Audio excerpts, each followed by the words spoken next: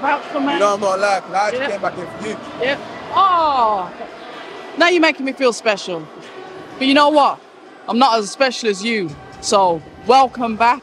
Look to the, I'm going to say the new and improved DTG. Look at the jacket. It's too big. Get it off. You need a smaller size. Nah, literally all my clothes are too big now. I've lost a lot.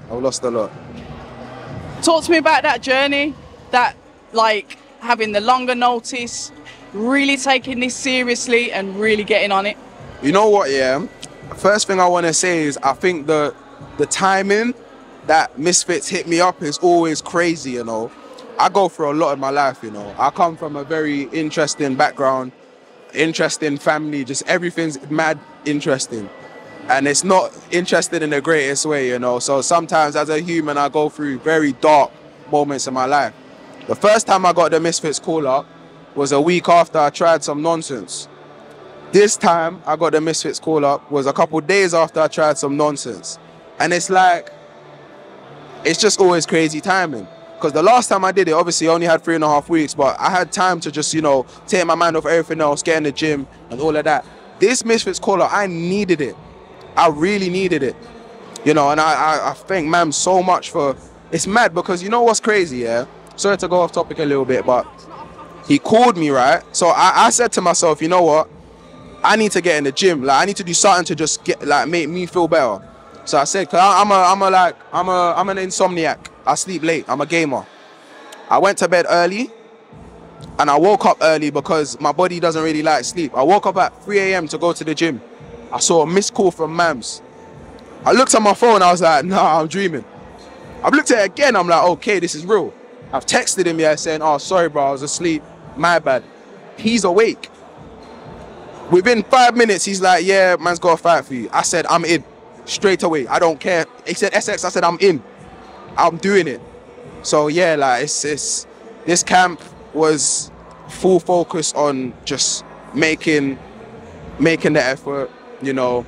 3 months of straight back to back, Monday to Friday, Monday to Saturday, training, body aching, hard sparring, cutting out all the nonsense. Yeah, like I've loved it, honestly. I've loved it. How easy is it to slip back in nonsense? We talk about nonsense. Everyone will know what nonsense is.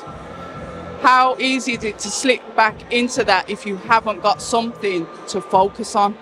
I think it's very easy because, like, sometimes nonsense comes from joblessness, you know? Like, literally. Yeah, literally, like, anything can kind of make you stray there sometimes, but I feel like it's kind of down to, like, mental strength at the same time. Because I can admit, like, I'm not mentally stable enough to the point where a lot of the things that have affected me can't affect me anymore. However, I'm mentally stable enough to tell myself if I'm going to do something, I'm going to do it. Do you know what I mean? Like, if I'm going to stop smoking or if I'm going to stop this or that, I'm going to do it. And I've done it before. I did it before and I've done it again. And I'm not going back. I'm not going back because it's dead. It's a dead cycle. I'm tired of that cycle. A cycle that sometimes people get caught in. You know, you're on this wheel and you're going round and round, you're doing the same things. And it's like the more you do something, the easier it is to stay in that situation. You mentioned mentality. What was it in you that made you able to say, you know what, I've got to do something else because this is not looking good for me right now? For me, it's like, you know what it is? When I initially quit, so I've quit smoking 3 times, innit? And, you know, it's not like those people that are like, okay, I quit for a week, all of that. No, like I quit for a year. Something crazy happened, like absolutely crazy. And I just couldn't, I just said, you know what, man needs a zoot, bro. Started it, got back into it. Then I got the first Misfits call up. I stopped for that 3 weeks. I was kind of distraught with the outcome of that whole bout. And I was given a zoot that night. I was like, cool, you know what? Fuck it. Got back into it. And I stopped again for this. But now that I've deeped it, like, to be fair, every time I stop smoking, I kind of just convince myself that it's bad for us anyway, which it is. But it's like, because I've been working so hard on my body, my cardio, my lungs, all of that, it's just like, what's the point of even reverting back? Like, it's just counterproductive, you know? Counterproductive, even. So, yeah, I just don't see the point. Genuinely, I don't see the point. sometimes you just have to convince yourself. And that's it, spot on there. It's that mentality again. It's about talking yourself into doing the right things, the things that benefit you. It's kind of like the same with diet in boxing. You know, fighters have to make weight. You got to look at a food and think, what benefit is that to me? And if it's no benefit, then why am I eating it? Literally. I've given up so much stuff throughout this camp. You know, no fast food. I think the only fast food I had though, and this is not a sponsor, big up GDK, because GDK Gym Box is serious. I swear to you, it's serious. Literally straight protein and veg. That's literally like the only like fast food I've had, and it's not even fast food. Like it is because it's a restaurant, but it's not like it's healthy. You know what I mean? So everything else has just been me cooking, or I might buy like a meal prep from like Co-op or something. Like just I watch the macros, I watch the protein intake, the carbs, everything. Like I feel like such a nerd, but I love it. I love it because I'm a nerd at heart. I can't lie. I was an A-star student. Oh yeah, I was. Up until college. After college, yeah, I'm a big nerd still. It's not a nerd to be able to like follow instructions and get education from it. It's mad that we kind of like see it that way. It does feel kind of nerdy. Like I'm just like picking it up. I'm looking like, okay, I'm calculating everything. Like, okay, I can, you know, like it's obviously not nerdy, but it's nerdy. But it shows that you it's not bad though. And it shows that you care about what you're doing, you're taking it seriously, which is another thing. I understand it's crossover boxing. Some people may look at it and think, no, not take it seriously. But you still have to have a certain level to be able to get in that ring. I don't dispute that we had two very, very, very heavy gentlemen that fought on a KSI card previously. And I think that's to shorten the rounds, etc.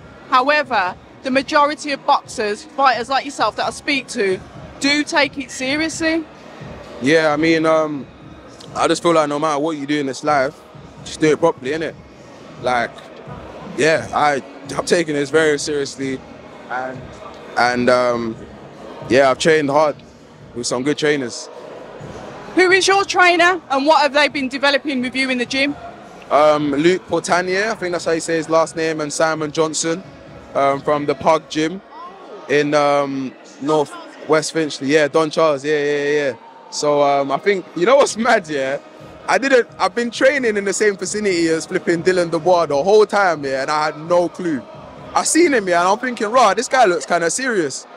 And then like, Daniel Dubois, see, I'm still learning the first name. But yeah, like I watched the Usyk fight back and I was like, wait a second, that's my man. But yeah, nah, very, very serious gym. You know, it's, for me, I've just been trained to master the basics. Master the basics. Basics will take you a lot of places. We're going to talk about your opponent because I had him as a guest. Essex, it's like the battle of the initials, the battle of the letters. ECG, yeah, it's like his first fight, and obviously he's taking it seriously as well, like yourself. Lessons that you learned from your last fight. What can we expect to see from you on Saturday night? Lessons I learned from my last fight. Maintain my cool. Keep my cool. And I've done that throughout this whole period, to be fair. I've kept quite a level head. I've allowed myself to stay on a level. And I believe I'll have that until, you know, the final bell on the night. I think definitely, like, I mean, to be fair, just maintaining the cool, because that kind of, everything follows from that, you know, being, like, applying what I've been taught, you know, staying focused, not losing my head, like, it kind of just all comes from that. So I'd say that's really it, to be fair. And obviously the stuff I've learned as well, but I'm not going to talk too much on that. You'll see that one. Yeah, you can't do that. Can't let the tactics go. But listen, I wish you all the best. I'm loving the hair, by the way. That's kind of like Barry White, but without the perm, innit? You know what it is? Like, I don't know, like, I don't... Yeah, like, I just got... It's a bit random, like, the way I did it, it was just mad. Like, I think I put in like a leave-in conditioner one time, yeah? And then I just put my hair in a do-rag because I had to do something. And then I took it, I was like, oh shit, like, the curls, like, it's a Virgil van Dijk kind of flex, like, let me just leave it. And I was gonna get braids, maybe. I was like, let me just allow it. I kind of like this, yeah. I've got my own thing going on now, still. That's the 70s retro look. 70s we can appreciate. Listen, it's always a pleasure. I wish you all the best on Saturday. I'll be there ringside. Guys, please tune in, watch this guy. He's talented and he's a good kid as well, got a good heart. And we like that here. Until Saturday, stay ready. Be there, man. Be there. Make sure you're there, you know. I promise you. It's gonna be rap. W's.